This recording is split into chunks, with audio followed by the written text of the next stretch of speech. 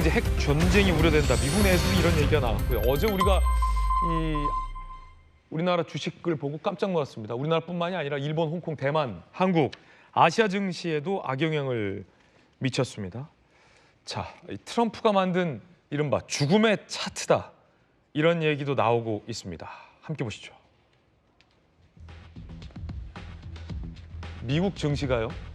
트럼프 취임 이후에 일경 6,300조 원이 증발됐습니다. 일경 6,300조가 증발됐다는 겁니다. 트럼프 대통령의 이 본격적인 관세 부과 이후에 미친 악영향이 미국 증시를 타격합니다. 미국 발등에 불이 떨어진 겁니다. 일경 6,300조가 증발했습니다. 그런데 미국 증시가 이렇게 타격을 입으면 당연히 세계 증시에도 영향을 받습니다. 아시아 증시도 이렇게 됐습니다.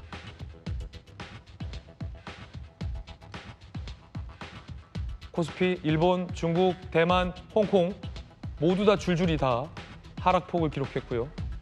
2008년 리만 브라더스 사태, 금융위기 이후 최악의 폭락치를 기록했어요.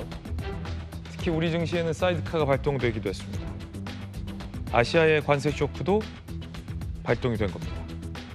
자, 그래서 전문가 한 분을 전화로 연결해서 진단해 보겠습니다. 세종대 경영학부의 김대종 교수님 전화로 연결하겠습니다. 자, 김 교수님 안녕하세요. 예, 안녕하십니까. 김대종입니다. 네. 자, 일단 미국 증시부터가 타격을 입었습니다. 일경이 증발했다라는 건데 이게 어느 정도로 심각한 규모입니까? 예, 뭐 우리나라나 전 세계가 똑같이 이렇게 큰 폭락을 하고 있습니다. 우리가 이제 글로벌 주식의 비중에서 미국이 60%를 차지하고 한국은 1.5%밖에 안 됩니다. 미국 국민들은 전체 국민의 70%가 노후 대비를 위해서 주식을 투자하기 때문에 미국 국민들이 큰 손실을 봤다. 바로 이런 이유 때문에 미국 국민 50만 명이 트럼프 반대 시위를 하고 있고, 요점은 정시가 크게 외부적인 요인으로 인해서 크게 폭락할 때는 개인들이 절대로 매도를 해서는 안 됩니다. 저는 트럼프의 이런 고관세 정책이 1기 때도 한 30%만 실행이 되고 나머지 70%는 폐지가 됐습니다. 그랬군요. 예, 그래서 저는 아마 이런 고관세 정책이 계속 진행되기는 어려울 것이라고 저는 보고 있고, 이제 이번 주부터 각 개별 국가별로 협상에 들어가게 됩니다. 그러면 당초 계획했던 것보다는 많이 누그러지게 될 것이다. 저는 그렇게 전망하고 있습니다. 예. 자, 미국 시내에서 50만, 60만 명의 시위가 있었습니다. Hands up, 트럼프 손 떼라라는 구호를 외친 대규모 시위였는데 정작 트럼프 대통령은 골프를 치면 이제 굿샷 영상도 좀 공개가 됐는데 교수님이 뭐 고관세 정책 철회할 가능성이 있다고 보십니까? 저는 아마 뭐 이제 시작이기 때문에 철회하지는 않을 것이다.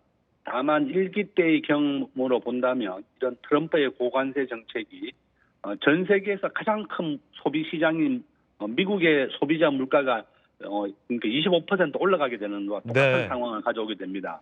바로 이런 이유 때문에 미국 국민들이 반대하고 있다. 우리가 주식이라고 하는 것은 경기의 6개월 선행지수입니다.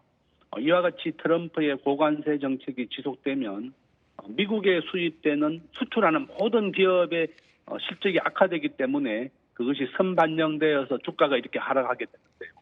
저는 아마 트럼프의 이런 고관세 정책이 계속되기는 어려울 것이다. 네.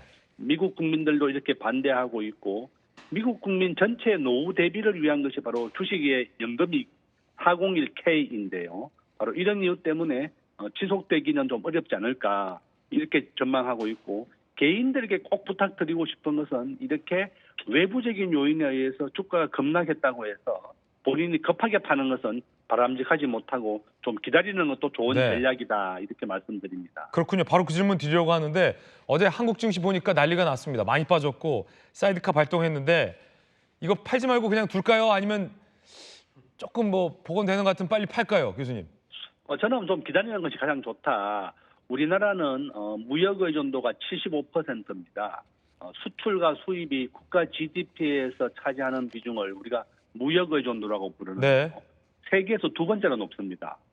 바로 이런 이유 때문에 우리나라가 가장 크게 영향을 받는 나라인데 한국은 전체 수출의 33%가 중국에 수출되고 20%가 미국, 6%가 일본에 수출되고 있습니다. 바로 이런 이유 때문에 우리 대한민국이 이런 트럼프 고관세 정책에 가장 크게 영향을 받는 국가다. 그래서 우리나라 주가도 크게 하락을 했지만 결론적으로는 우리 개인들은 이렇게 급하게 매도해서는 안 됩니다. 네. 이런 외부적인 충격은 우리가 코로나 사태라든지 2008년도 금융위기라든지 다 경험해봤습니다. 이것은 반드시 정상적으로 돌아오게 되어 있습니다. 그래서 절대 급하게 매도하지는 말고 기다리는 것도 좋은 전략이다. 이렇게 말씀을 드립니다. 예, 세종대 경영학의 김대종 교수님 전화로 연결했습니다. 김 교수님 감사합니다. 예, 감사합니다. 네, 급하게 팔지 말라고 교수님이 얘기합니다. 김광삼 변호사님 참고하시기 바라겠어요. 자, 그런가 하면 트럼프 대통령은 때로는 약을 먹어야 고칠 수 없다라고 일단은 버티기에 나섰습니다. 들어보시죠. But there's no talk unless they pay us a lot of money on a yearly basis. We will be taking in over $1 trillion over the next short period of time with the tariffs that I've already instituted. I don't want anything to go down, but sometimes you have to take medicine to fix something. 자, 그리고 골프를 치는 영상까지 공개됐습니다. 자, 심지어 또 잘 쳤습니다. 오비 아니었나요? 오비였나요? 한번 보시죠. 아, 그렇군요. 바람이 불어서 오비가 났군요. 여유 있는 모습, 굿샷. 옆에서 이렇게 외치는 모습인데 굿샷이 아닌데 또 굿샷이라고 또 외치는군요. 미 대통령이니까요. 트럼프 대통령은 철회할 생각이 없다라는 입장을 보이고 있는데 한 가지 트럼프의 고민이 되는 지점도 있을 것 같습니다. 이 관세 정책 때문에 발등에 불이 떨어지고 있는데 트럼프의 절친이자 우군인 일론 머스크의 테슬라에도 당장의 이 관세 부작용이 들이닥치고 있습니다. 자, 보시죠. 테슬라 차가 어떻게 만들어지는지에 대해서 제가 50초 내에 설명해 드릴게요.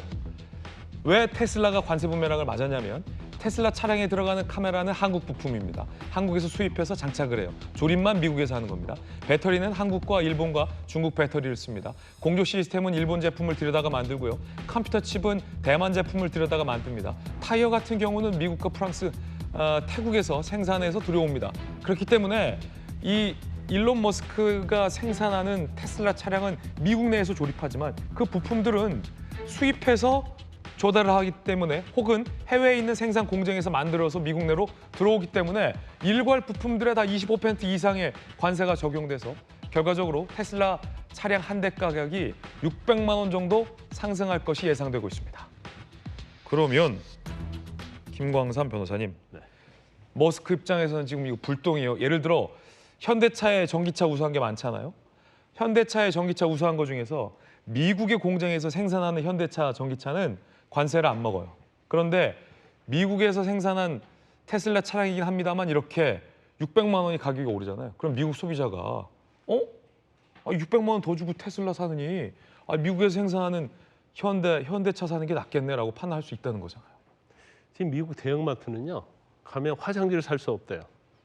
화장지 다 동이 났다는 거예요. 네. 왜냐하면 서민들은 화장지가 굉장히 중요하잖아요. 이 인플레이션이 엄청나게 애견되기 때문에 지금 코로나 때도 그런 현상이 일어났거든요. 지금 똑같이 일어나고 있다는 거 아닙니까? 그럼 우리가 그냥 생각하면 지금 트럼프 얘기는 뭐냐면 미국에다 공장을 세워서 미국 사람을 고용하면 그러면 관세가 없지 않느냐 하는데 문제는 뭐냐면 미국에서 만든 모든 부품을 가지고 차를 만드는 게 아니거든요. 그렇죠. 수입을 하는데 수입을 하는 거에 대해서도 베트남에서는 47%, 한국에 25%, 보통 25%, 30% 관세를 매기니까 미국이 아무리 공장을 세워도요. 똑같이 올라가는 거예요. 예. 부품값이 올라가면 차값이 올라가는 거거든요.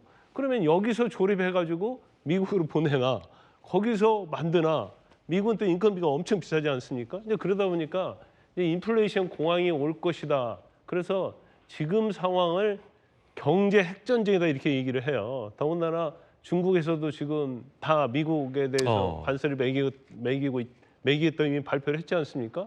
그럼 이게 이제 도미노 현상이 일어나는 거예요. 그런데 지금 트럼프 일기 때도 아까 뭐 교수님이 말씀하셨지만 피처 나바라는 사람이 그게 무역 제조업 고문인데 이 사람이 굉장히 극단적 경제학자로 미국에서 이미 소문난 사람인데 이 사람에 의해서 지금 움직인다는 거 아니에요. 그래서 지금 자체는 조금만 참으면 된다. 이 말 자체는 고통을 얼마 동안은 감내하라는 거잖아요.